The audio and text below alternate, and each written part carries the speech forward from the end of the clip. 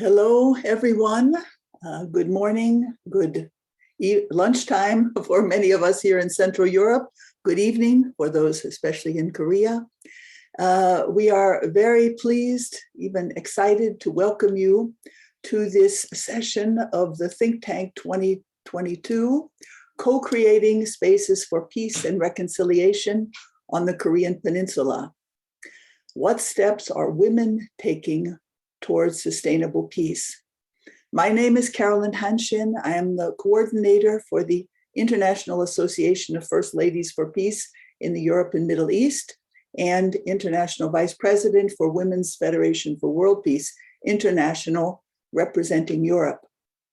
First, I'd like to give a few brief instructions, especially for those who are seeking translation. We have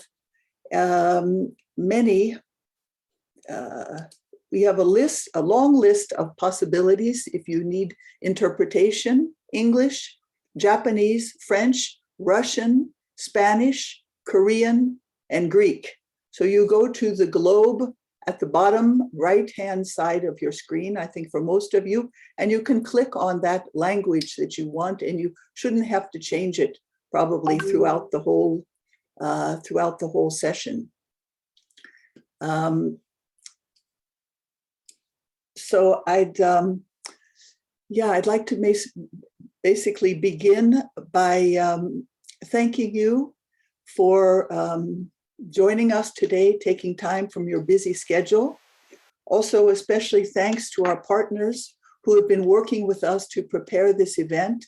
That is the International Association of First Ladies for Peace in Korea, as well as Europe and the Middle East, and also the Women's Federation for World Peace in those same areas.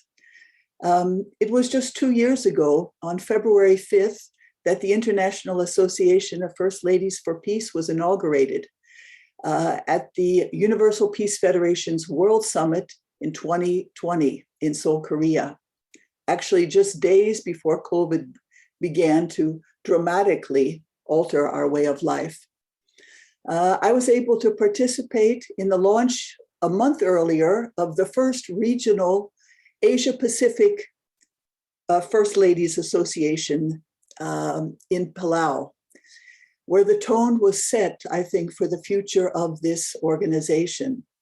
Women from the Asia-Pacific islands, many of the first ladies of those nations, many of them in matrilineal societies, discussed and planned how to work closely together for the betterment of their husbands, their communities, and especially their delicate environment, and how to work together to do so. There have been efforts to assemble first ladies around the world in groupings of first ladies, and some cultures may not even like this title as much as others. But it does honor a very unique leadership position in a nation, a supportive, non-political, mentor-like or mother-like role. Curious about this, I discovered how so many women who have embraced this role with humility and compassion in their nations have deeply influenced peace, development, and are very loved by their compatriots. Dr. Hak Jahan Moon, the visionary behind this series of events over the next few weeks, had a similar role beside her late husband, a prominent global religious leader, Dr. Sun Myung Moon. Among the many peace-promoting organizations that they founded, the vision for this particular association relating to women's leadership and first ladies surely holds a special place. Our Think Tank 2022 session today is part of months of global awareness raising and thoughtful input to strengthen prospects for lasting peace and shared prosperity on the Korean Peninsula, their homeland. In their many years of dedication, this is the first time to focus on that homeland. We hope that women's leadership could hold the key to weaken the stubborn impasse of mistrust that blocks a future of vibrant and secure peace. And that is what we will be speaking about today. Our speakers from Korea and the West, from government and civil society, younger and some more experienced, all have innovative ideas, projects, and a solidarity that they want to offer. So within our session theme, we've chosen also to highlight one initiative of the Women's Federation that builds upon the Universal Peace Federation founders' vision for the use of zones between areas of conflict for peaceful purposes. In calling for ideas and partners to design a space for women, peace, and the environment in the Korean demilitarized zone, we have found resonance with brilliant and passionate peace-loving partners, including within the First Ladies Association network, who are giving life to this project. To lead us through this session, I am so pleased, honored even, to introduce to you our chair, Dr. Colette Mazzucelli. She is a graduate faculty in the graduate faculty at New York University in New York. Her special areas are conflict resolution, radicalization, and religion. And she works, of course, with students who I learned love her very much and appreciate very much her way of educating, as we have one right now in our United Nations office in New York as an intern. We met through one of our presenters today, Dr. Anna Grishting, a close partner in this project and now close friend. Dr. Mazzucelli comes not alone, but has engaged some of her students today, as you will see. Dr. Colette Mazzucelli, so happy to have you.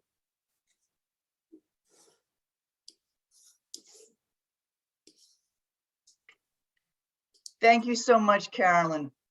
It is truly a pleasure and an honor to chair this virtual meeting, an exchange of reflections that gives us the occasion to listen actively with empathy and respect to voices from the Korean Peninsula, including the youth who bear the responsibility for the future of our planet.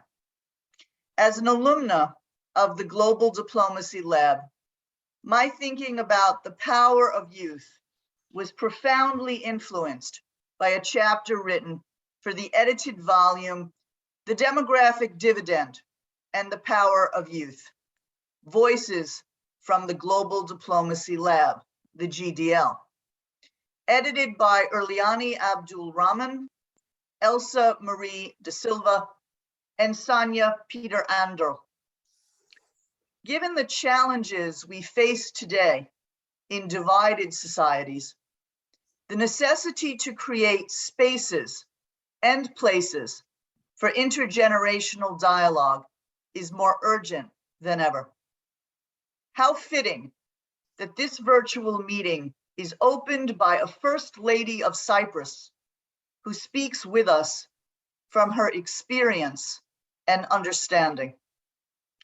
We look forward during this meeting to questions posed by youth, thought leaders who engage in community to envisage and to construct in practical and enduring ways a peaceful future on the peninsula and in our world. Thank you to all the participants who join us today from around the globe for this forward-looking initiative, organized in cooperation with the International Association of First Ladies for Peace.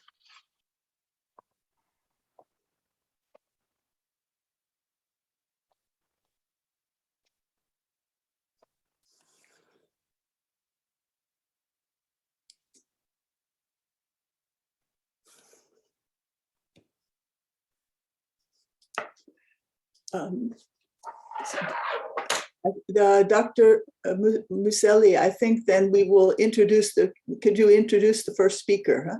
Certainly. Then it is my distinct pleasure and honor to introduce our first speaker, the First Lady of Cyprus, who joins us today to share her thoughts about our topic. Thank you so much, Your Excellency, for joining us today. I'm very glad to meet you through this way, and I'm very pleased that you asked me to do it. Επιτρέψτε μου πρώτα να ευχαριστήσω για την πρόσκληση να συμμετάσχω σε αυτό το παγκόσμιο φόρουμ, στο επίκεντρο του οποίου βρίσκεται η έγνοια και η προσπάθεια για την επικράτηση της συμφιλίωσης και της ειρήνης.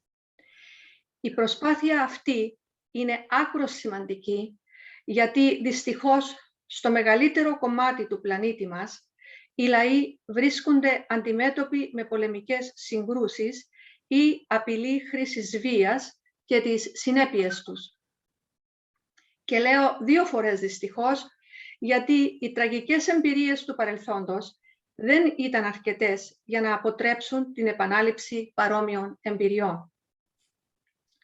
Σχεδόν 77 χρόνια από το τέλος του Δευτέρου Παγκοσμίου Πολέμου, από τη μεγάλη νίκη των λαών κατά του ναζισμού και του φασισμού, η ανθρωπότητα βρίσκεται αντιμέτωπη με συγκρούσεις οι οποίες μπορούν να προκαλέσουν τεραστίων διαστάσεων ανάφλεξη σε διάφορες περιοχές της γης. Ο δε κίνδυνος μια επόμενη σύγκρουση να είναι πυρηνική επικρέμεται ως δαμόκλειο σπάθη πάνω από τα κεφάλια των λαών.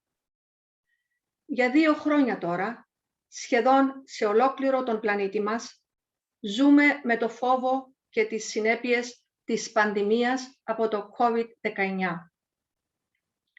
Οι συνέπειες σε όλους τους τομείς, αλλά κύρια στις ανθρώπινες απώλειες, είναι τραγικές.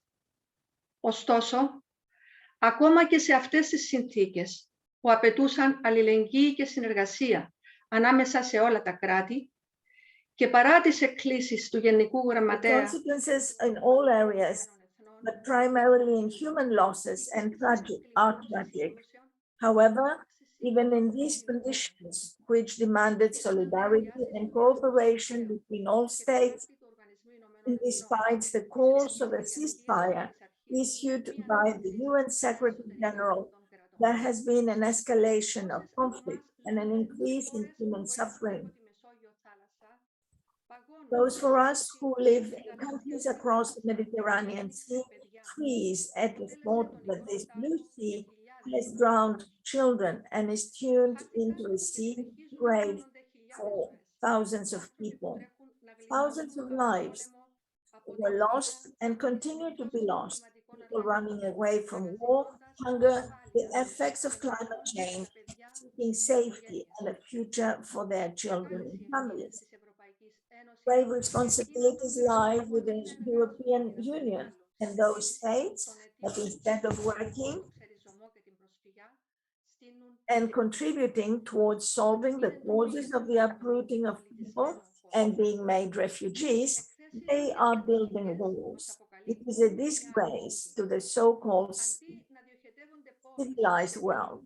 Reports and statistics reveal another aspect. Instead of channeling resources into education, health, science, and culture, billions are lavishly channeled to the war industry and armament. The region of the Eastern Mediterranean and Middle East is being targeted by the war industries of a number of states, adding to the vicious circle and leading to a further escalation of tension. In this environment, the task before us is to work to reverse these trends and contribute to peaceful development and cooperation. Women can play a special role by uniting forces to bring about understanding and mutual respect, because we want our children to build the future and not to be killed to serve other interests. My country, Cyprus, a small island in the Mediterranean, has been divided for almost 48 years, with 37% of its territory under Turkish occupation. Only the peaceful reunification of the people and the country within the framework of a bizonal, bicommunal federation with political equality as defined by the UN Secretary General's reports can ensure a common future for Greek Cypriots and Turkish Cypriots. Our experience in Cyprus has shown that trust between communities is built step by step on the basis of honesty, mutual respect, understanding, and will. I would like to give an example. The deepest human wound we have in Cyprus is the drama of the families of the 2,000 Greek Cypriot and Turkish Cypriot missing persons in our modern tragic history. Through the biggest bicommunal project, namely the Missing Persons Committee, where Greek Cypriot and Turkish Cypriot scientists are working together, the remains of 1,023 people have been identified and returned to their families for burial. However, after almost half a century, there are still 979 missing persons whose remains have not been found. All through this effort to resolve this humanitarian issue and drama, we Cypriots rely on the scientific and financial assistance provided by the international community. By bringing the truth to surface, we have spoken honestly because a mother's pain is the same in any language she speaks. The families of the missing persons have become agents of mutual understanding and cooperation, demonstrating to Cypriots a strong, positive, tangible example for the future. Based on the above, but also on many other experiences in my country and our region, I believe that the co-creation of peace and reconciliation spaces on the Korean Peninsula can be a bridge for the development of cooperation. If there is an agreement to develop such spaces, then certainly the women of the Democratic People's Republic of Korea and the Republic of Korea can develop activities that help to get to know, understand, and respect each other. The positive climate they would create would make a positive contribution to any effort to promote understanding and cooperation. In any case, goodwill, sincerity are essential. The international community can support this effort in a mainly political manner, as long as it does not try to control what it itself considers from outside to be the correct thing to do, but should respect the views of Korean women themselves. With these thoughts in mind, I close by thanking you again for the invitation extended and wish you every success for your efforts in the interest of peace and cooperation. Thank you.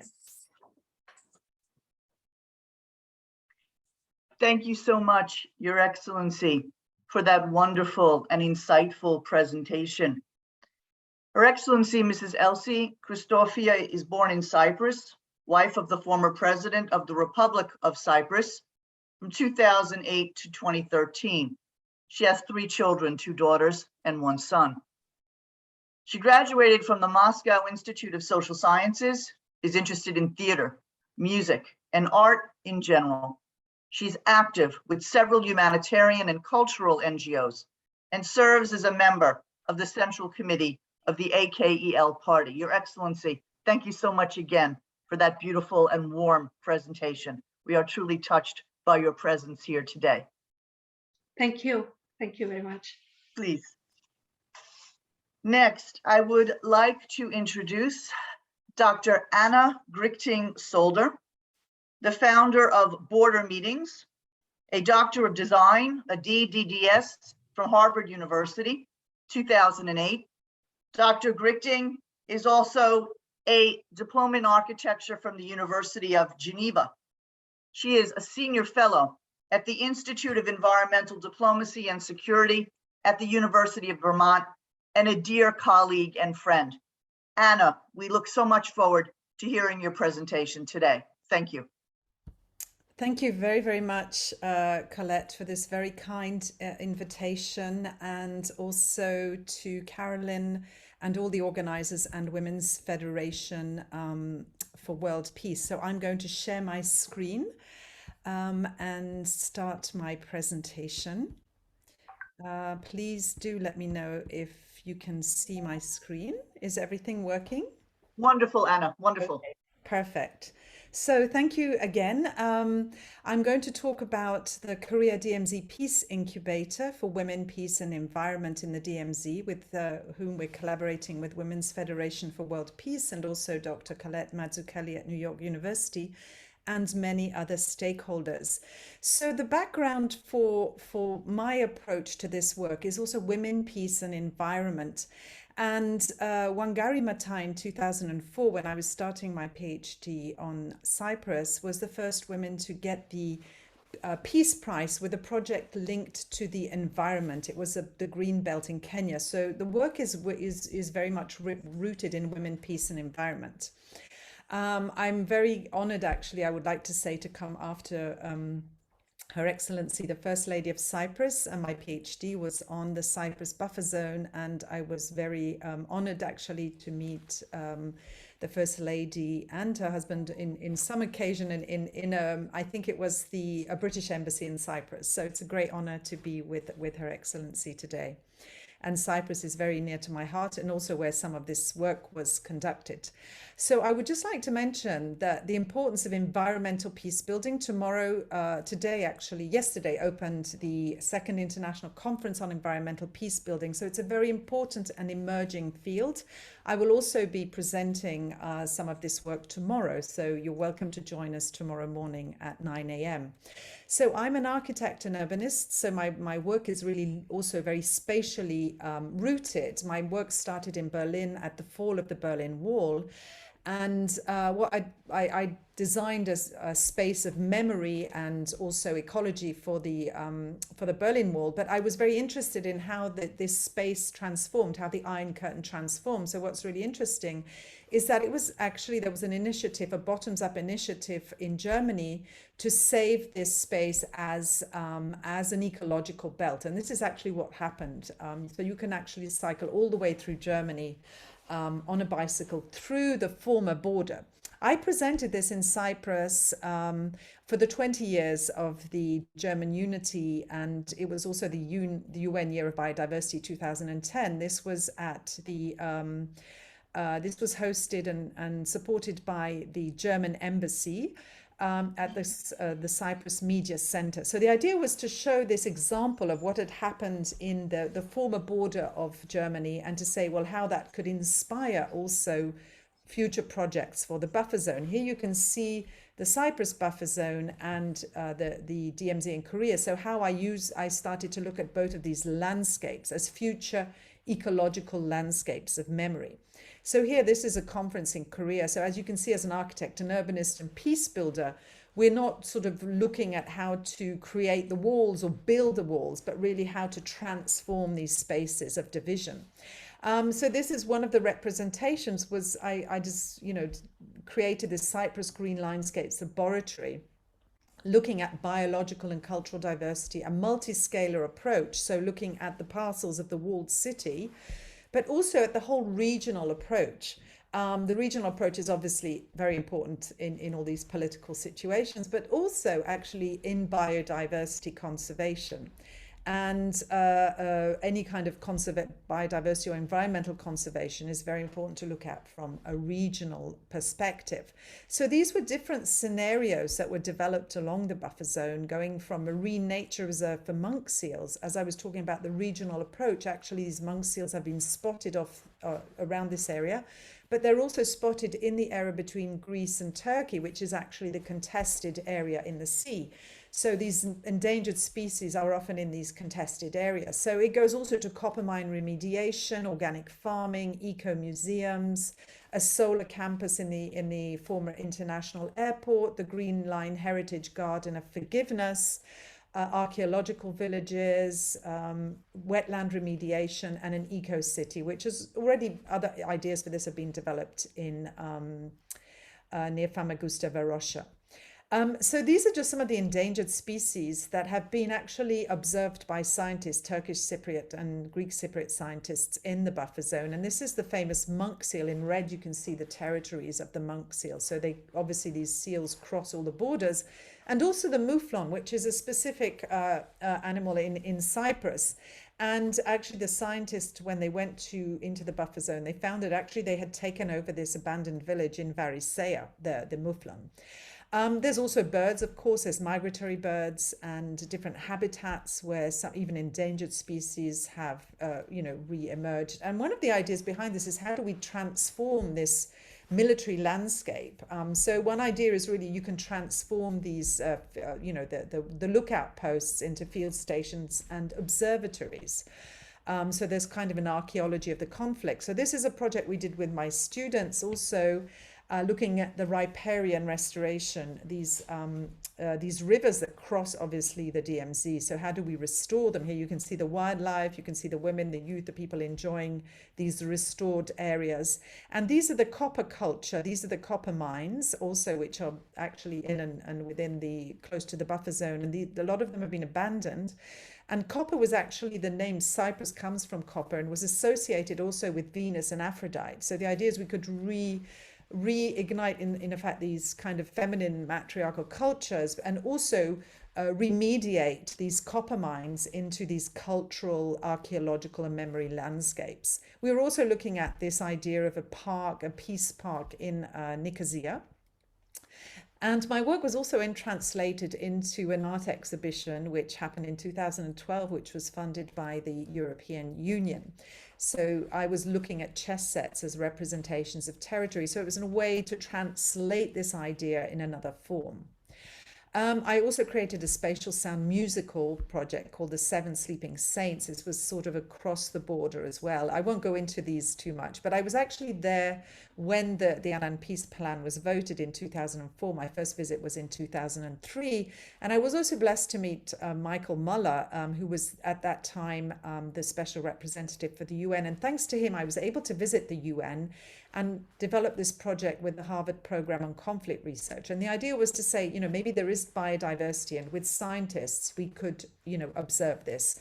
So in 2008, as you can see the reference below, a study was actually conducted by UNDP with scientists from North and South Cyprus to see what biodiversity there was. So in fact, this actually created a study of biodiversity. So these ideas can actually, scale up.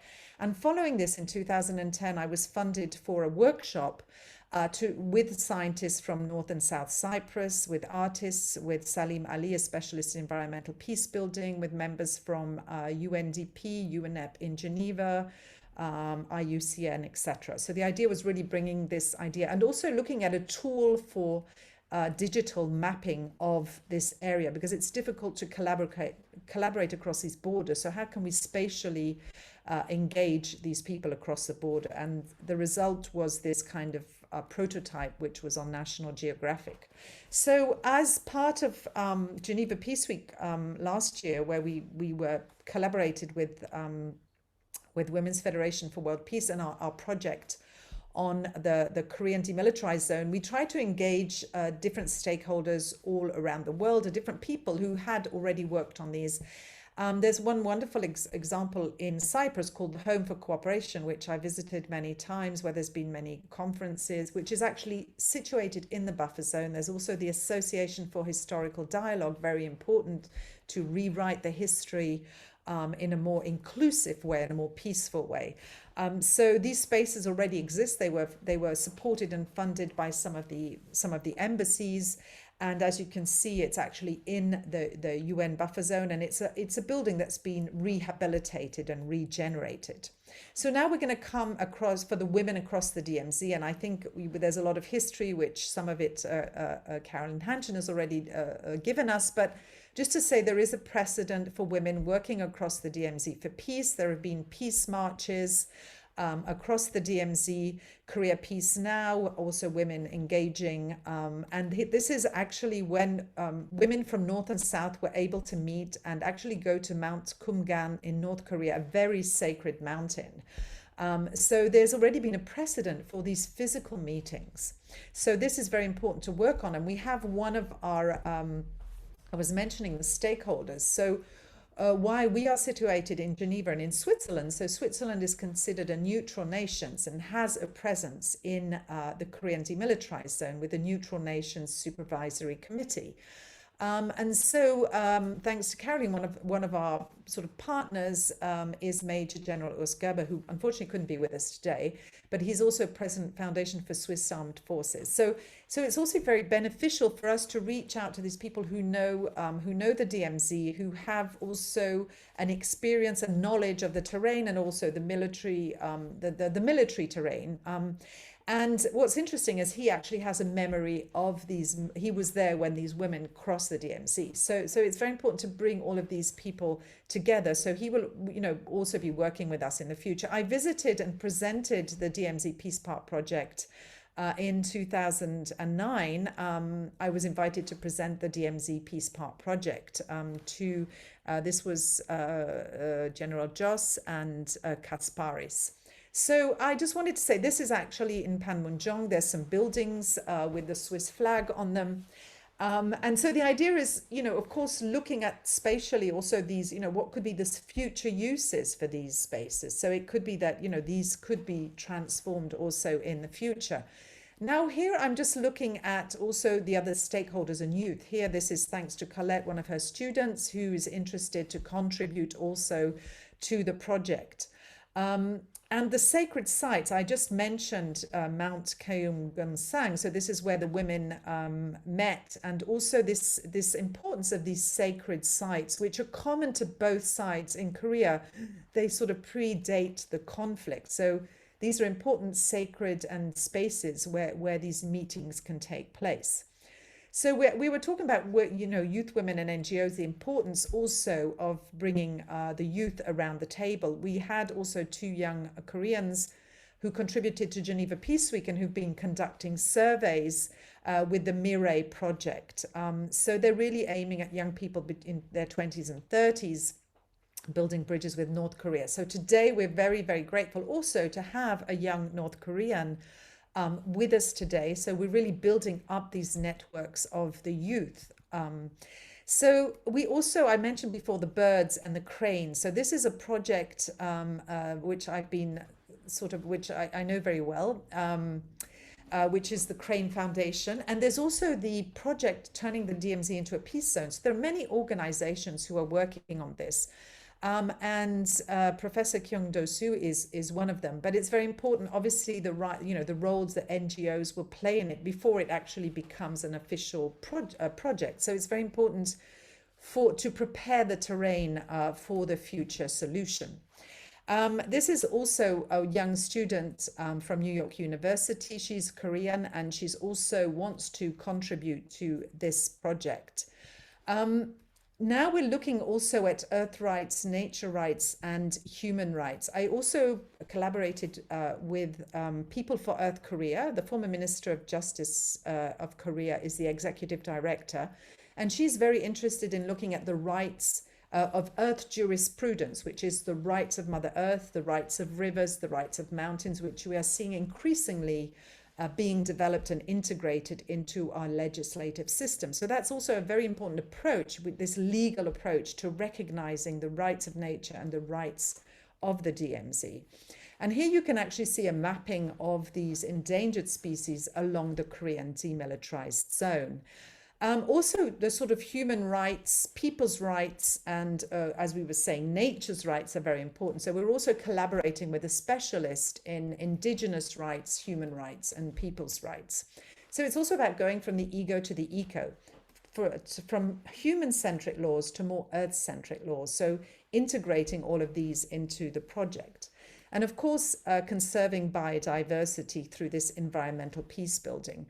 So I'm also affiliated with the Institute for Environmental Diplomacy and Security. Azim Zia works a lot also on transboundary cooperation on water. He has a huge global project working with communities. So it's also a participative approach, which is what we're also engaged in, looking at environmental diplomacy and grassroots organizations. So these collaborations are also very important to gain know-how. This is a colleague from my student years. She works for UNDP and she also founded Green Legacy. This is a beautiful project where they've taken the seeds and saplings of the trees of Hiroshima, because they were basically the only things that survived, and planting them all over the world. So in a way, they're sort of planting this peace, through trees with the seedlings of Hiroshima. So this is something that we could also integrate in our Garden of Peace, and making this link to Japan, as we also have some Korean youth from Japan. So this also relates to what we could call, science diplomacy, environmental diplomacy. And this is something that one of our former presidents, politician who's now a professor, this sort of active neutrality that she was promoting, and that that Switzerland, to show really Switzerland's role. And also she's a member of the Council of Women World Leaders. So as we today are with the first ladies, all the the importance of these women world leaders in promoting these approaches. So here we actually have our colleague today, Colette, who's a very important partner as well, bringing in also obviously the importance of listening, which is extremely important, her experience in practice and teaching, and also bringing in all these students who are very, very eager to contribute to these kinds of projects. Inclusive peace, as Ban Ki-moon has mentioned. And we also have you can see actually these on the Geneva Peace Week video, so I'm not going to read them all out. I just wanted to mention many of these stakeholders. This is from the University of Cyprus, Hands Across the Divide. This is also women working across the divide in Cyprus. Nature and culture, as I was mentioning, the Crane Foundation, they actually work in North Korea with these migratory birds that fly across, that stop in the DMZ. What's very interesting is that they also found the North Korean scientists through Japan, because there are a couple of million North Koreans living in Japan with North Korean passports. So they were actually the entrance point. So that's very interesting through scientists, and as we've seen through the youth, is how we can connect to North Korea, because of course that's quite tricky. So what do they still share? Anna? Yes. If I may, dear, somehow I'm being alerted, and this is such a beautiful presentation. Yes. I'm being alerted that we have something with the video, so we may have to begin that fairly soon. But this is a beautiful presentation, so I encourage you perhaps to share a few more remarks, and then we could proceed to the video. Okay, thank you very much. Thank you so much, I don't have a video, but there's a video, I think, So from... the video, Carolyn's, exactly. That's the one I'm talking of. That's Christine's. That's the one I'm talking about. Christine. Thank you so much, dear. Okay, so I will wrap up very quickly. There's still shared feasts, Chuseok, which is shared by North and South, so we can build on these. One of these projects we'd like to develop is the Korean cosmetic tradition and traditional plants. So these are kind of business opportunities that can be created in the DMZ. And this was something I discussed with the director in Clarence. Arts, music and dance. Going back to also shamanic cultures, creating social spaces and businesses, architecture, urbanism and landscape. As I said, a Korean bathhouse. This was a competition in the DMZ. I looked at the railway stations, the importance of these dismantled railway stations, but accessibility. How do we bring these women to this space? We've also talked about a 5th UN office. So this is an incubator for a 5th UN office. And, the Swiss, these spaces could be also incubators for these ideas. Also the Future Assembly, what is the new paradigm for a new UN office here? And here are some sort of conceptual frameworks. I started mapping the stakeholders of this space in the DMZ. Also looking at all the scales we're working at, from micro scales to macro scales of diversity. Also looking at this virtual platform that we can use the metaverse not only to meet, but also to design. It's also a space in which we can design this virtual and physical space. And Pyeongchang Peace Forum is actually going to have a meta DMZ Peace Zone in its future. You can actually register for this Peace Forum, which is coming up very soon. So I'll finish off here. This is actually a video I had, but you can see it on our Geneva Peace Week video, which we'll be very happy to share. I can actually share that in the chat for anybody who wants to see more detail about the project. So thank you. I hope I wasn't too long. Thank you so much. No, thank you, Anna. We must thank you first for that exquisite and creative presentation. I believe that I speak for so many who wrote in the chat that they were truly inspired by your presentation. It's inspiring to work with you. Your work is sui generis. and it offers so much as we think about the future of conflict resolution and the nature of peace building. So thank you so much. Thank you so much, Dr. Collette. Please, our pleasure indeed. Carolyn, I believe now we are going to proceed to a beautiful video that has been prepared by Magister Christine Mutonen of Austria, who is elected as a member of the National Parliament of Austria, 2003 to 2017, being a member, a substitute for the Council of Europe in the OSCE Parliamentary Assembly. She was elected president of the OSCE Parliamentary Assembly 2016 and 2017, and as a special representative for Central Asia as well. Magister Mutonen is committed to strengthening conflict resolution capacities in international organizations in foreign policy. Other priorities include the emphasis on the role of women in conflicts in connection with the UN Security Council Resolution 1325, as well as nuclear disarmament. So I would ask my colleagues, please, if we may now view this video. Thank you. Dear participants, it is a pleasure being here with you today, if not in person, at least virtually.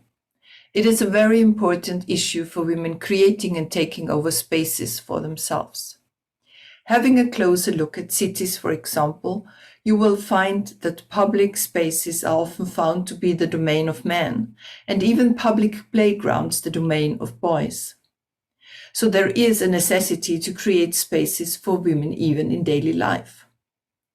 When it comes to peace building and peacekeeping, you will find even fewer female protagonists. Quite often, even none, although 22 years ago, the UN Resolution 1325 had been adopted. The resolution reaffirms the importance of women in the prevention of conflicts in peace building, peacekeeping, and peace negotiations. However, it lacks implementation. Some countries established national action plans, many have not.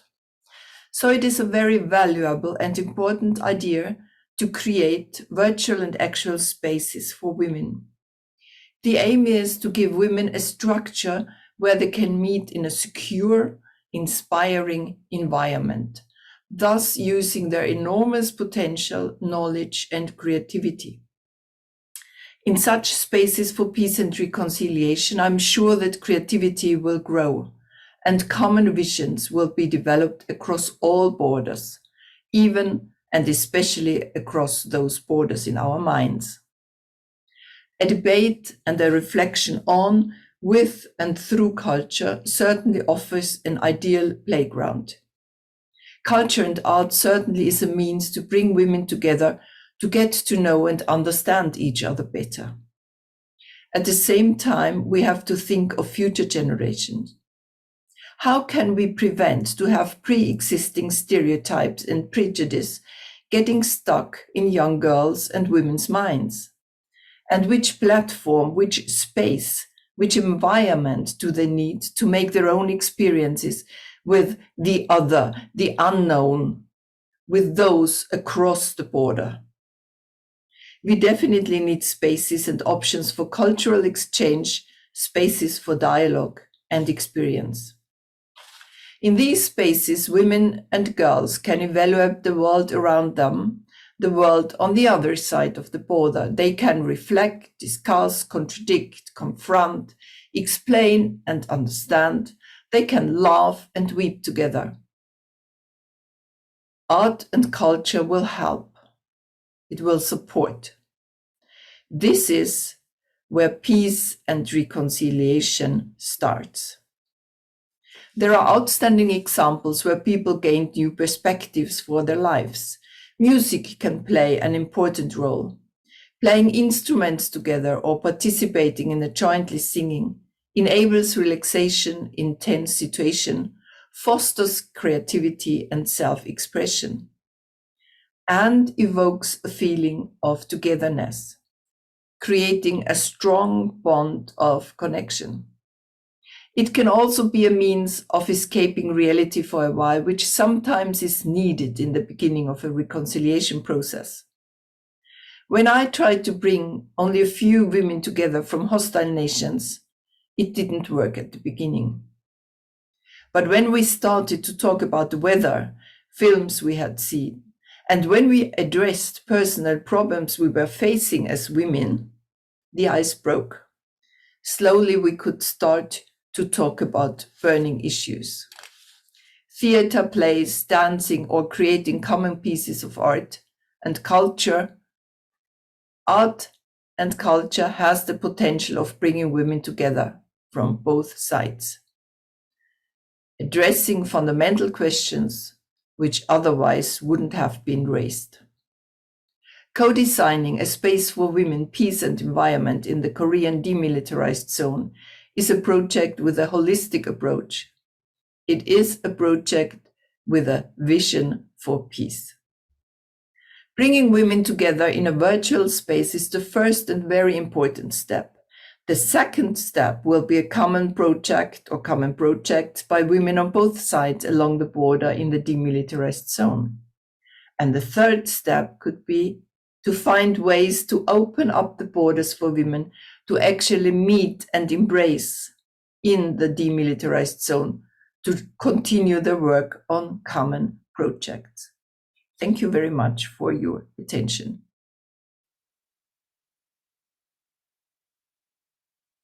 Thank you so much for highlighting this video for us today. And now we would like to turn to a question and answer session. Carolyn, shall we begin with the participants? How would you like Please. us to proceed, dear? Please, I think you can go ahead with, you have some questions from your students, I think, that you have prepared.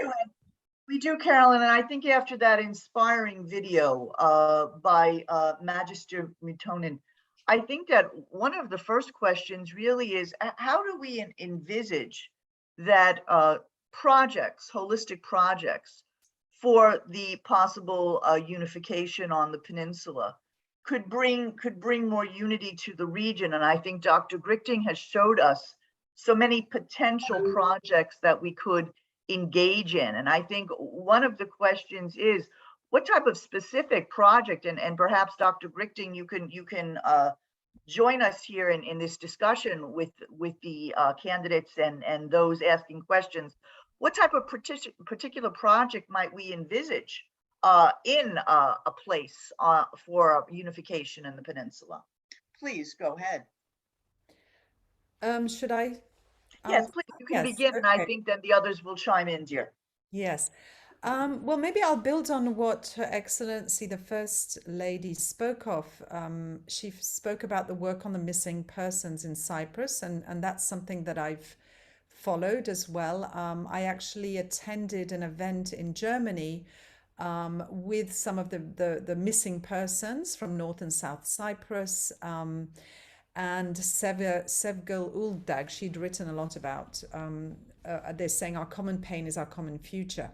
So I think this work of memory and missing persons and commemoration is very important. And I think I mentioned this idea of the garden of forgiveness. You know, there's a whole thing about memory, forgetting and forgiveness. So we mustn't actually forget, but we need to, in a way, commemorate for the future, and we also need to forgive.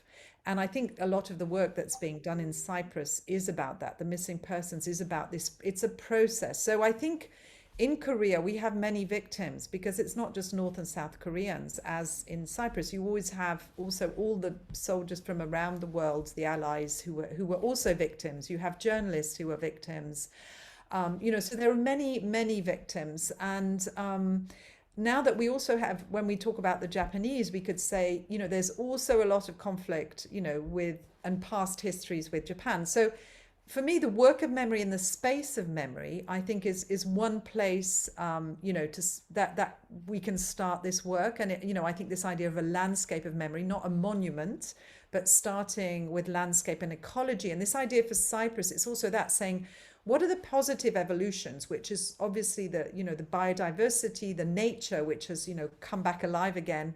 How do we work with nature and also work in this process of healing the people and healing the landscape?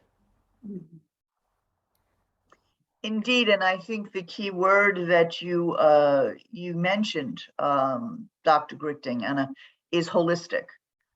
This idea of bringing first and foremost us together with nature and thinking in practical ways as to how we might create these places for dialogue. And I think the First Lady has also emphasized through her experience that our contributions altogether can be so invaluable. And these contributions can provide perhaps other creative ideas in comparative contexts. I mean, Korea certainly is a crucial area for us to consider, but there are other areas in the world indeed where our dialogue and our thinking today in a forward-looking way may help us come together. Yes, Carolyn, please. Yeah, if I could just add a word. For me, it's so amazing to meet with others who have different backgrounds and then somehow different visions for this.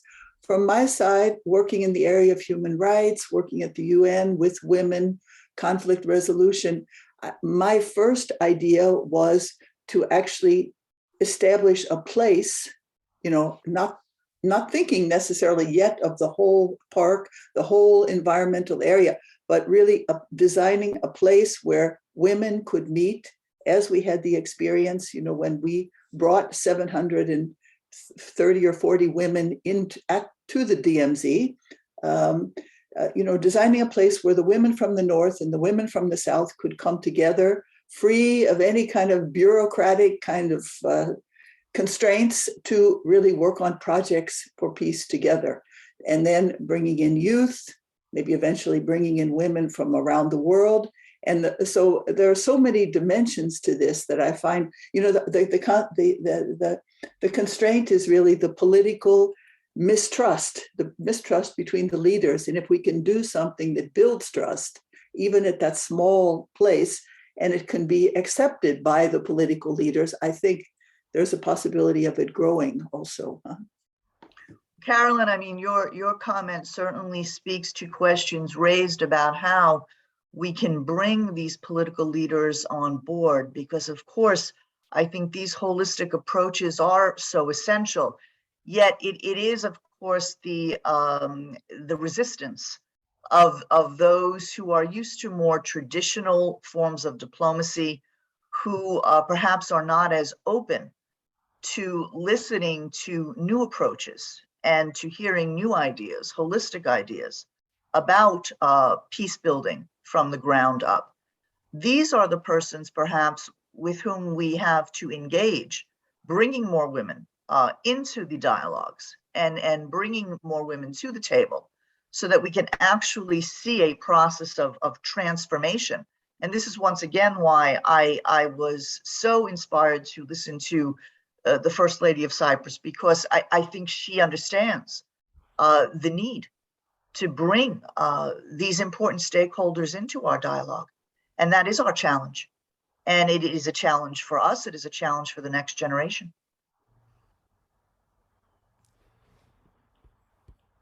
Είναι πραγματικά άξια συγχαρητηρίων η ομάδα των γυναικών που ανέλαβε αυτή την πρωτοβουλία για να φέρει σε επικοινωνία γυναίκες από την περιοχή μας και από την περιοχή της Ανατολής της Κορέας για να συζητήσουμε αυτόν το πάρα πολύ φλέγον θέμα που σχετίζεται με την ειρήνη.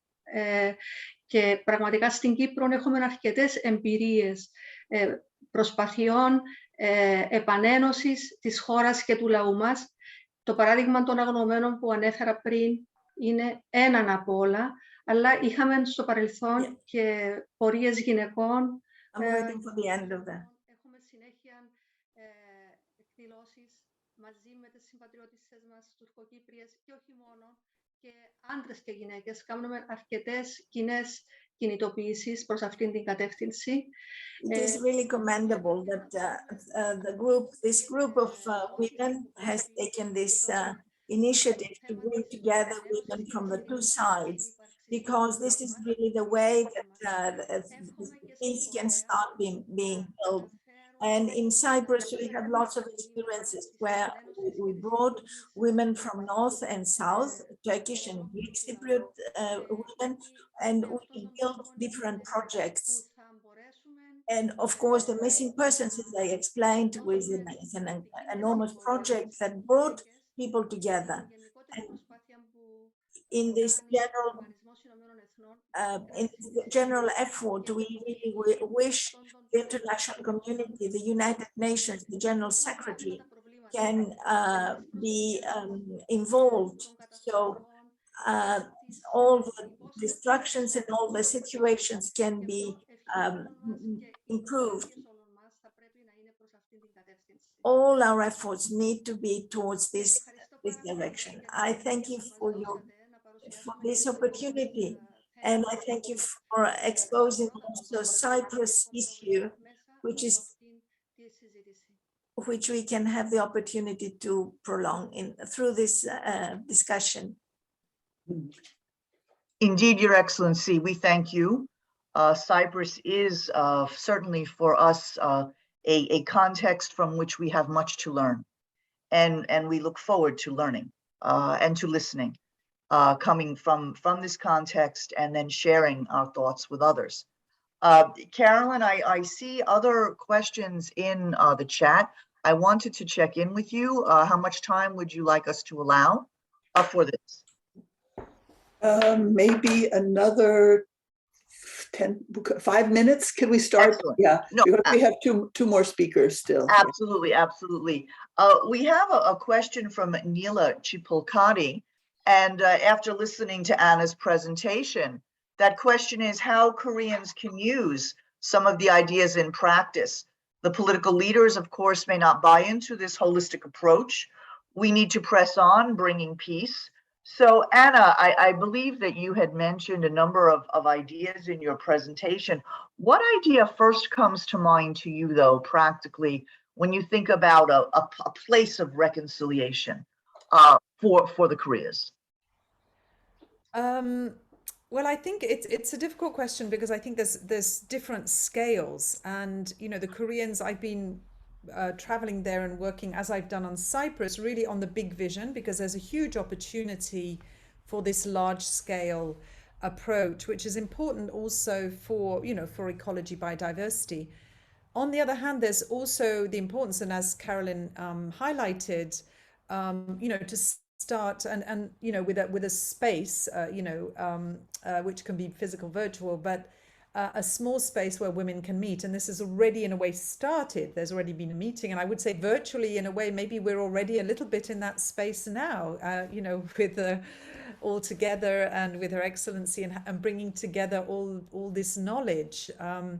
So I think there's different scales of work, and I think there are Koreans working on the peace part. There's different initiatives and different provinces and working on that. I think there's not really what we're doing the space for the women that we're working on together with Carolyn, on which the Women's Peace Federation has already been working on, and they've already had these meetings with women. So I think that's a really very special thing that the Women's Federation is doing, and also the idea of the 5th UN office. So I think these are both kind of different scales, and which means they have different time scales as well. Coming back to Cyprus, that an example of maybe the kind of space that we would create. I mentioned the Home for Cooperation in the DMZ. So that's a small space, but it's a little bit maybe like what we could imagine Carolyn was in a way expressing. A space, the Home for Cooperation, is a space where the people from both sides can come because it's in the buffer zone, and where all these initiatives and associations and events can take place. And then I showed the Swiss space in Panmunjom, saying, well, if ever they're decommissioned, who knows, maybe that could be a space for that, because it's a little bit like the Home for Cooperation. So of course I don't have any answers and recipes, but I think there's different approaches, different spatial scales, and different time scales of projects. Indeed, and I was intrigued in your presentation to see the mention of M-City, of the metaverse, and of course our Korean friends are already in their own initiatives taking this into consideration. I think that it is the province of architects and designers, as well as educators, to be thinking about these twin cities, these mirror images, and how we might, even on a small scale, begin to think about creative ways of engaging women in this type of an initiative. And I look forward to brainstorming creatively further with many of our participants about these possibilities. Indeed, another question from Sanya is how we can bring political leadership in at the earlier stages of any projects holistically that we think about. This way they have a stake, they feel engaged, and perhaps in some ways we mitigate resistance by having an earlier dialogue and bringing people into the conversations. And I was wondering, Carolyn or Your Excellency, Anna, if you had some ideas about this? I'm sure, Madam Christofia, you know better than I. I would maybe just say that, you know, for instance, our efforts at the United Nations in Geneva through the Human Rights Council, we made a whole series of events on this theme. And we had always invited the missions of North and South Korea, the ambassadors, and we had, you know, all those working in those missions and the different governments that were, you know, are especially interested in this area and, you know, feeling responsible in this area. But of course, it was very, very, very, of course, very delicate, you know, and whenever we saw something would happen in that region or in that, you know, perhaps in North Korea, then of course, all of a sudden the doors were closed down. And so we need something that is really stable and, you know, that is not so much affected maybe by these changes of, you know, opinion, attitude, action. And, but I don't know, Mrs. Christofia, maybe you have some idea how we could make some larger steps in that direction. Είναι πάρα πολύ σημαντικό. It's very important to make common efforts from both sides, following conferences, meetings, and all sorts of other mobilizations that can bring the two sides together. As women, we are more sensible, more sensitive. We know the need of peace. We have the power and we can contribute to this. And precisely this proposal to have a space where they can meet, en inglés, pero yo no escucho nada. Estoy en inglés. and No estoy I believe escuchando as nada. long as women have decided to do it, they will be able to contribute greatly to the pacification of the whole peninsula. If I could just add a quick point, if I may. Please, of course, Anna, please. Yeah, so I think it's very important to have a multi-level, multifaceted approach, and you know, to always have the bottoms up as well as, you know, the top down, to work on all the levels. And obviously, as a designer and urban planner, we always have to look very far ahead. In Berlin, what I learned is you have to have a vision before there's a solution as well, if from a spatial point of view, because memory and landscape and, you know, these are all the weak things that always get overpowered by economy and military, etc. So it's very important to build this up before there's a solution. And for example, the German Green Belt was actually created by bird watchers and then was scaled up and became an official project. So I think we have to work on all the levels, and as designers, just to keep working on the visions until the moment is right, that they can, you know, that they can actually sort of flower. This, of course, is a complex process, but it's also perhaps a more inclusive process because we have to bring in so many voices with so many different experiential perspectives. Carolyn, I am conscious of time. Yes. So perhaps we should be moving on next to our next speaker, and perhaps we could also have in the chat the background also of our next speaker, and I will be delighted to proceed with the introduction, if I may. Very good. All right. So here we are. So am I correct? We are going with Mr. Taesun Chun next. Born in Japan, yes, raised in Japan, a third generation Korean living in Japan, who went to Chosun School for 9 years. And there is our young Mr. Chosun. At present, he is active in advocacy in North and South unification and peace, utilizing personal experience learned in the Chosun School. His grandfather on the mother's side was from the north part of the Korean Peninsula before the division, and the present Democratic People's Republic of Korea. His grandfather, at the age of 16, left home and went to Japan in 1942. And then during the Japanese colonial occupation, never saw his family again. He was the so-called first generation of Koreans living in Japan. And it is such an honor and a pleasure to welcome you, sir, to this dialogue. Please, I invite you to give your presentation.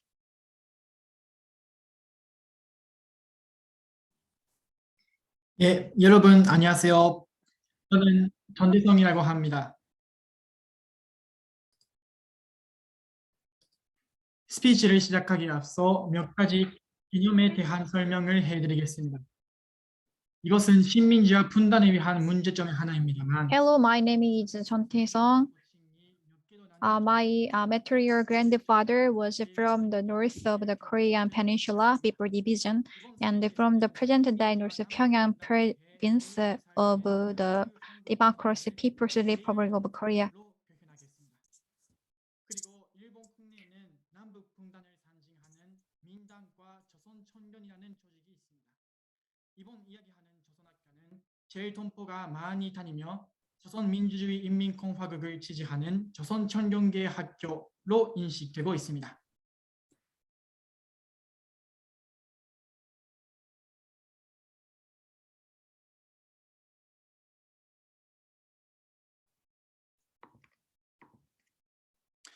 저희 할아버지는 분단전 선거의 백적, 현재 조선민주주의 인민공화국 평안남도 주입니다. My grandfather 1942년 16살 때 가족과 생이별을 하여 만주에서 홀로 일본으로 건너온 is the first generation of Koreans living in Japan who came to Japan from Manchuria alone after separation from his family when he was 16 years old in 1942 during the Japanese colonial period.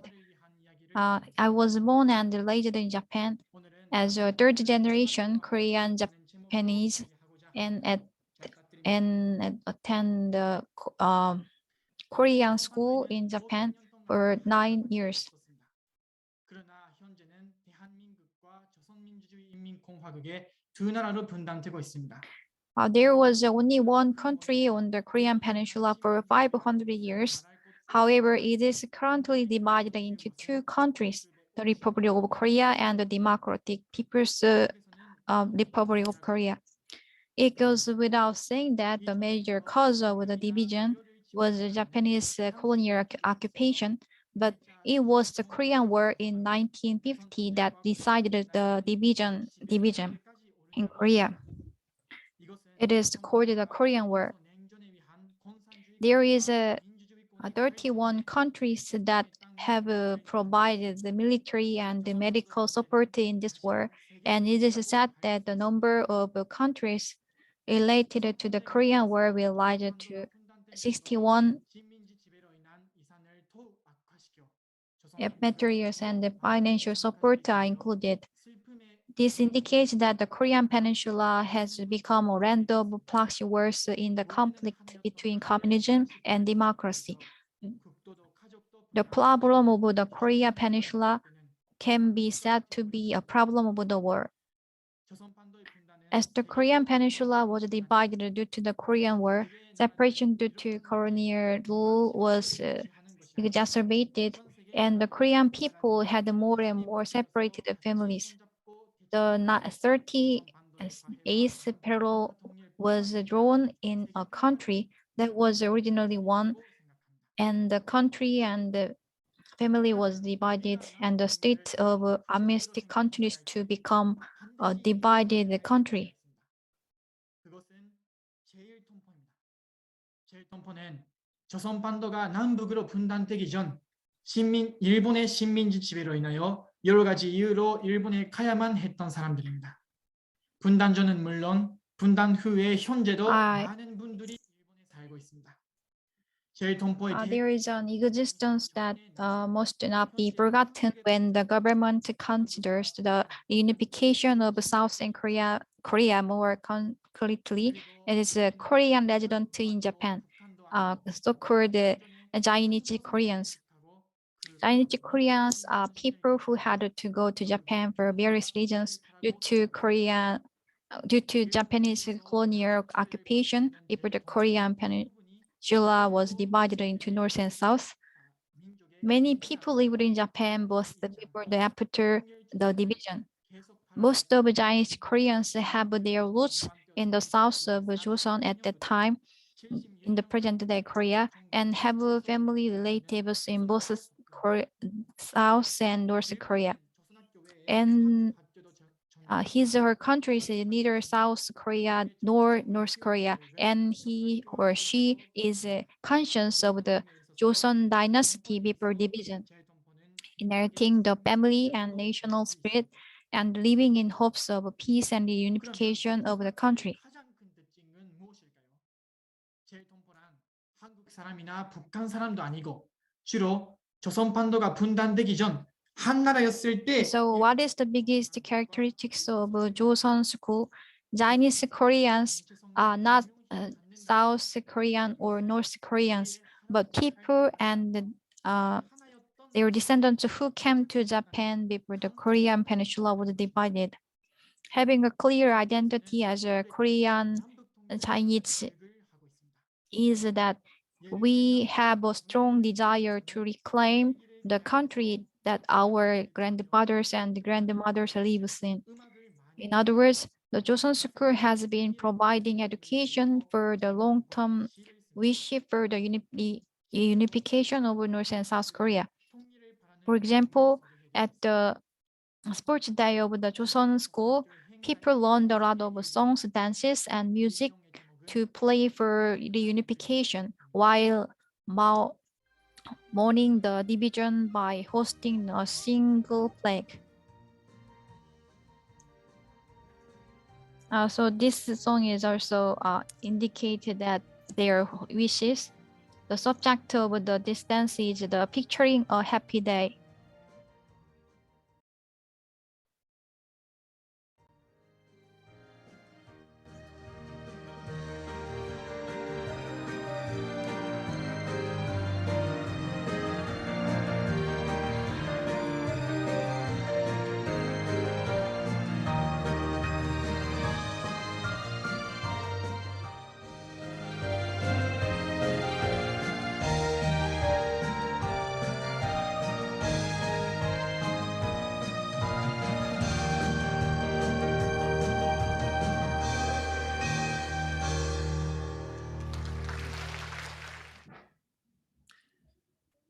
이처럼 학생들은 분단 후 As such, students in Joseon school are still dancing to pray for unification in various places, 76 years after division.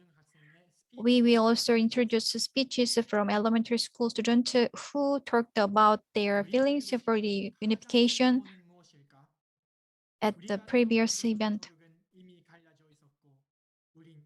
What is the biggest wish we want to achieve? Before we were even born, our homeland was divided, and we grow up not knowing our country was unified. My heart is pounding. What we want to achieve more than anything else is a national unification, which is the earnest wish of the people who have come without change yesterday and today. The unification of Korea is my delightness and happiness of all Korean people. What I only wish is the unified Korea. This speech accurately expresses the situation and the feelings of Joseon School students. The students of Joseon School are more closely related to the unification of the two Koreas than anyone else in the world who knows one peninsula and wish for the unification of the two Koreas.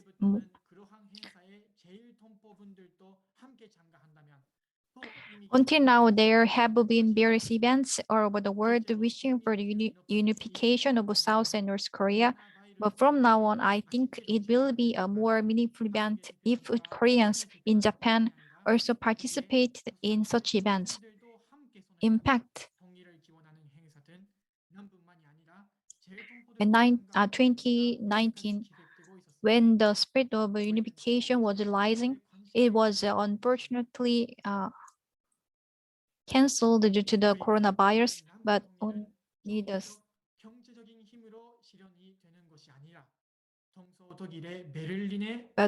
there are some programs of Joseon School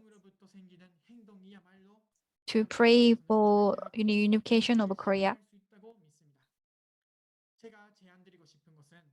한국의 전령과 북한의 전령, 그리고 조선학교 학생들이 DMZ에 모여 함께 손을 잡고 남북 통일을 바라는 행사를 개최하는 것은 어떨까요? 조선반도뿐만이 아니라 온 세계를 놀라게 하는 행사가 될 것입니다. 저는 조선반도의 평화에 I believe the unification of Korea. What I would like to suggest is how about holding an event in which young Koreans, North and South Korea, and Joseon School students together in the DMZ to hold hands and wish for the unification of the two Koreas. It will be an event that surprises not only the Korean peninsula but the whole world. I believe that the closest people to peace on the Korean peninsula are the students of Joseon School. The unification of North and South Korea will be greatly developed by advancing together with the students of Joseon School. Thank you for your attention. And thank you so much for that beautiful presentation, artistic, eloquent, and indeed inspiring for us to listen to. We look forward to further dialogue. As Dr. Grichting has mentioned, please do share your thoughts. Thank you so much. And now I believe we are moving on to our next speaker. As I understand, Dr. Hun Soon Park. Welcome, Dr. Park. And indeed, it is a pleasure for us to welcome you here. Dr. Park is a scholar, a professor of UN Affairs and International Relations, as well as the Vice President of the UNA Republic of Korea. Dr. Soon Park, we are delighted to welcome you here. Please begin your presentation. Thank you very much, Dr. Maselli. Good evening, good afternoon, good morning to everybody. Warm greetings from Korea. It is my great pleasure and privilege to speak at this conference. Most of all, I'm very grateful to the organizers, the IAFLP and the WFWPI for the invitation, and in particular with the distinguished leaders from Europe and Eurasia. As Vice President of UNA Korea and the Scholar in International Affairs, I have been collaborating World Women's Federation for World Peace in Korea over the last couple of years for the ideas of the DMZ peace and the so-called the 5th UN of Peace campaign in Korea. fully recognizing the significance of international solidarity in facilitating peace on the Korean Peninsula, I fully support the goals, activities by your organizations through this campaign. So much is said already by previous speakers. I try to concentrate on my own experience in my work in this regard. As you are aware, Korean Peninsula remains a very unfortunate place of tension throughout modern times. Two Koreas separated independent countries as members of the United Nations have maintained contrasting systems with obvious political, economic, and ideological differences. South Korea is one of the most dynamic country with the 10th largest vibrating economy. Unfortunately, current tension in the peninsula mostly comes from North Korea. Its aggressive military provocation, especially by continuing nuclear weapons development. North Korea is the most isolated country, economic hardship with excessive military buildup. Already declaring de facto nuclear state, North Korea continuously developing its advanced missile technology and the nuclear weapons technology. Of course, South Korea is very much willing to and fully cooperate with the brothers and sisters in North Korea with massive economic and development humanitarian assistance. If and when North Korea the regime is ready to give up nuclear development and instead to committing openness and reform. So situation is not so bright yet. So much is said already by previous speakers about the various scenarios and propositions. But the relationship between two countries is very tense, considering the ongoing instability and anxiety in the Korean Peninsula. Of course, it is very imperative to find a wise way to overcome the difference peacefully and reconcile two governments and people. Whatever the means, whatever the level may be, we should make hard efforts. Therefore, the efforts for making physical and virtual spaces utilizing the DMZ, as we discussed today, a very innovative idea, well-grounded peace movement. Therefore, campaign on the notion of DMZ peace, as we discussed and proposed, can be a very small but still very important step. Already discussed so many specific proposals proposed by the Korean government, by the civic groups, with the idea of so-called peace park complex, such as a conference venue with the UN offices and other international organizations, even civil society organizations, and or the idea of eco park as a model of environmental preservation and the biodiversity conservation already discussed, combined with the educational and training institutions, international neutral zone with the performing arts or cultural centers. Fortunately, the South Korean government is very positive about all of these ideas and proposals. So very few people deny the utility of this peaceful gesture, but we should come more specific action programs So I'd like to add up just my own humble ideas from my own experience with these ideas. So IAFLP and the WFWPI should come up with some specific plans how to implement these ideas from the bottom-up approach, taking advantage of its legitimacy, moral authority, and international prestige. So we can come up with a more systematic approach, designing some specific plans, for example, including education and public campaigns for raising the awareness of the public and leaders from home and abroad, officials from the public institutions and international agencies. Also, we can organize forums like this, sharing ideas, doing researches, making policy recommendations, expanding networking, publicizing the outcome of the campaign to the public. In other words, your organization can serve as the, as you mentioned, the role of international hub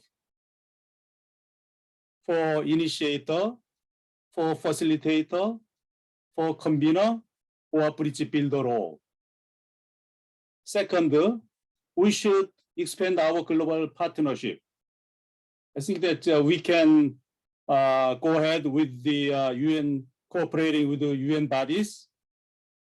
You already mentioned about the, your attempt in the Human Rights Council. I think that we can continue to make our ideas as agenda and adoption of the resolutions in the UN bodies like CSW, Commission on the Status of Women, ECOSOC, UNESCO, UNDP, and UNEP. Third, we can have more direct engagement with the two stakeholders, South and North Korean governments and people, inducing, persuading, or putting pressure on them, whatever the opportunity to engage in international events and programs, especially with the North Korean people. Another idea may be the pushing up the UN Fifth Office campaign on a wider scale. Already many of you understand the main ideas regarding this UN Fifth Office. So most Koreans very supportive, since we have a very special feelings of attachment to the presence and role of the UN. Korean government also very supportive. Secretary General Ban Ki-moon is active on this issue.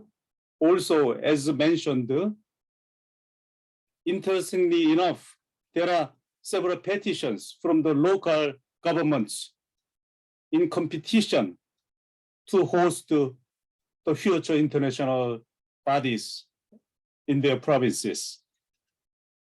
So lastly, if I may mention my own work, I have done several researches under the public and private projects on the detailed proposals in implementing the ideas of hosting the UN agency in the DMZ or nearby DMZ.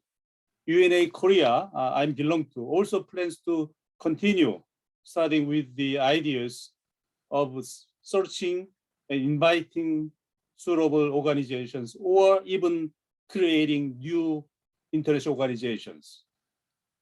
So in closing, I would like to say that trusting the UPF, World Women's Federation for World Peace, International Association of First Ladies for Peace, very much for your capability, the achievement already made, and the potential for the future.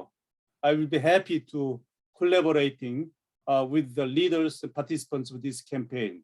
Should we have any extra time, then I'll be very happy to answer your questions. Thank you very much for your kind attention. Thank you, Dr. Hoon Soon Park, for your wonderful presentation. and for your willingness also perhaps to take one or two questions if we have time. And Carolyn, I would defer to you for that answer, please. Carolyn, you are on mute, dear. Maybe I have to defer to the technicians because we are just at time. Yes. But it would be nice. I thought also, especially Mr. Tae-sun Chon, he didn't have such a long time to speak, and I think there was one point that he had wanted to make. So maybe we could at least go for two or three more minutes, huh? Please, of course, if the technicians will allow us, most welcome to do so. Mr. Tae-sun, please go ahead. I think maybe you have to pose. I think you have to pose the question. I know we had spoken with him. If I can just jump in here, please, we had spoken with him, posing this idea about what if the youth of South and North Korea would have a place to meet at the DMZ or wherever. What kind of possibilities could develop through that? What from the mind of a young person from North Korean origin with North Korean origins?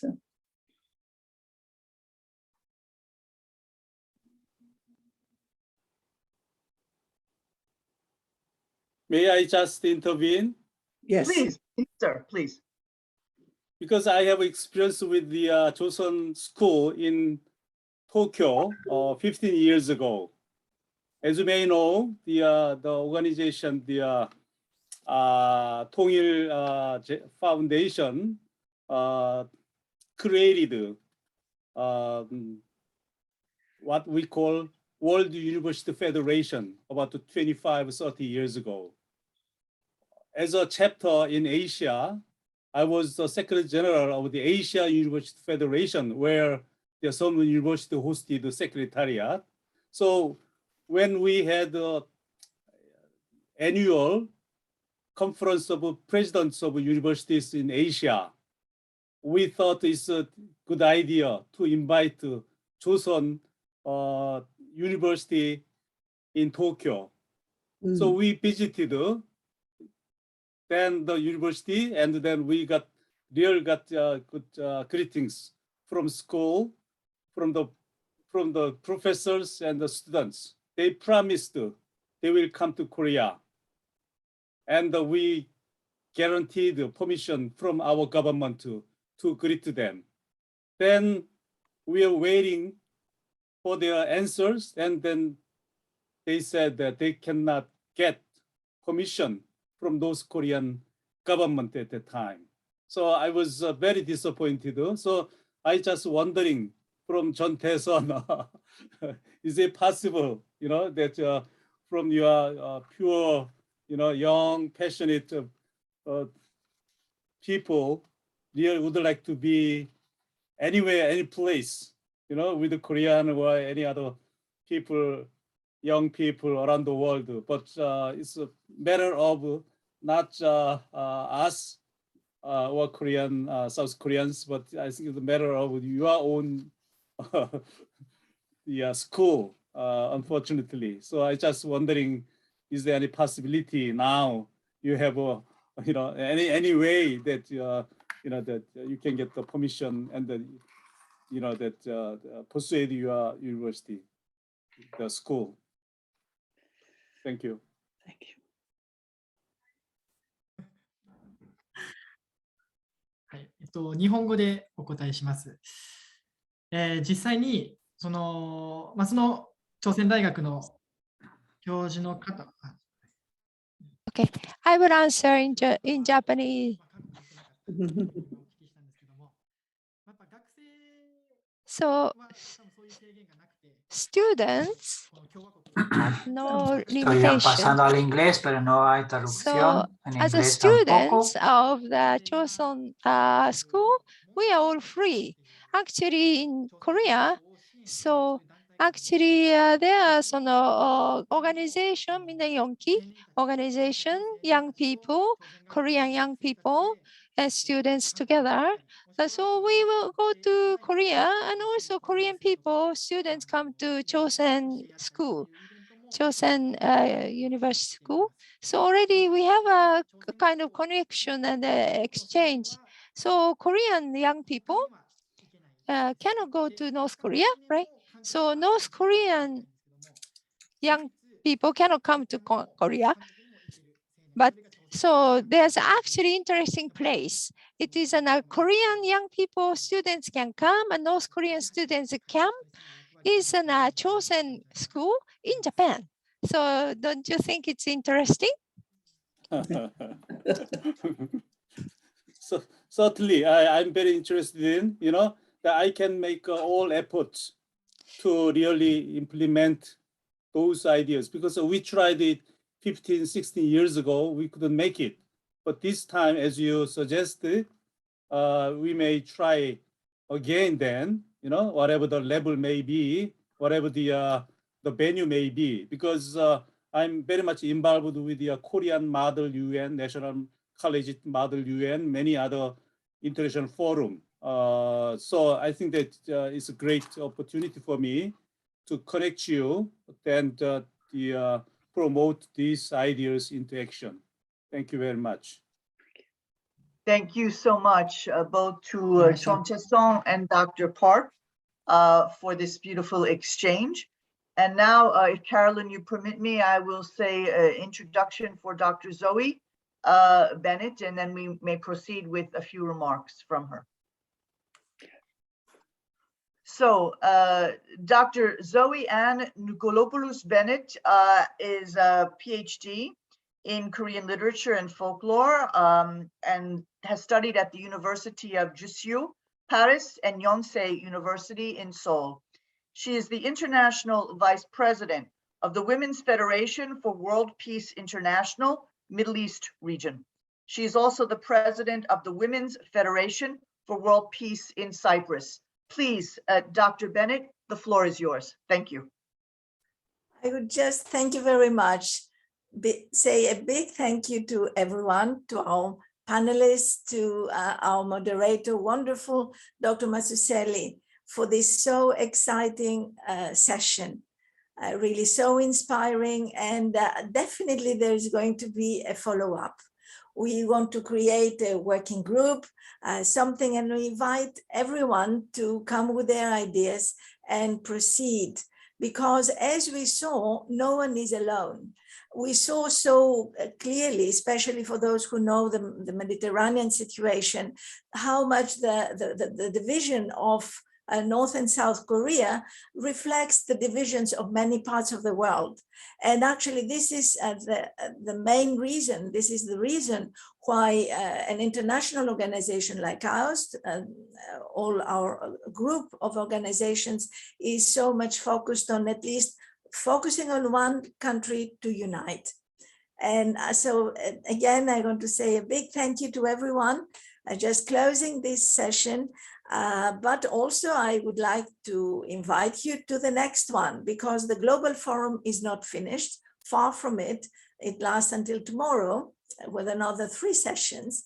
And now at 5 o'clock Central European time, there is going to be another forum hosted by the International Association for Peace and Economic Development, with the theme economic proposals to open and facilitate the relationship of North Korea and the world.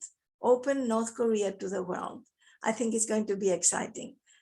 Thank you very much to everyone, and have a nice end of the day. Thank you. Thank you. Thank you so much, Dr. Bennett. If I may, we have had a request if we could have a photo at the end of all of the speakers together. I would defer to Carolyn, to Zoe, to see if this is possible. Let's see, I think we're all together now. Yes. Very good, and we have an opportunity to take lovely photo. There we are, beautiful, beautiful. Wonderful. Carolyn, back over to you, dear. Yeah, I think that closes our meeting for the day. And again, thank you from our side for all of the amazing ideas that have been shared. And absolutely, we have to follow up on all of this. So we will stay in touch, and thank you for the audience for joining us today, who can also be included in this project. We will share, the links and the opportunities, the way to really get in touch with us about this. So thank you again, and good day. Thank you. Good day. Good day all. Bye-bye. Thank you very much. Thank you. Thank you.